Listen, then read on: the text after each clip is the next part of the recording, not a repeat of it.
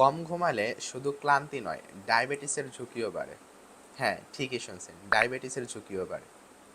Slip heart health study এর এক গবেষণায় দেখা গেছে যারা প্রতিদিন 5 ঘন্টা বা তার কম ঘুমান তাদের ডায়াবেটিস হওয়ার ঝুঁকি যারা 7 থেকে 8 ঘন্টা ঘুমান তাদের থেকে 2.5 গুণ বেশি, এবং যারা 6 ঘন্টা ঘুমান তাদের ঝুঁকি 1.7 গুণ বেশি।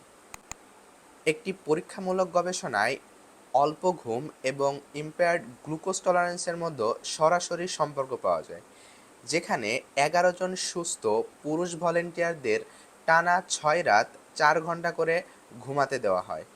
এতে দেখা যায় এত অল্প সময়ে তাদের ইম্পেয়ার্ড গ্লুকোজ টলারেন্স তৈরি হয়েছে, যা ডায়াবেটিসের পূর্বধাপ। গবেষণায় আরও দেখা যায় যাদের 4 ঘন্টা করে ঘুমাতে দেওয়া হয়েছিল তাদের গ্লুকোজ ক্লিয়ারেন্স 40% পর্যন্ত হ্রাস পেয়েছে।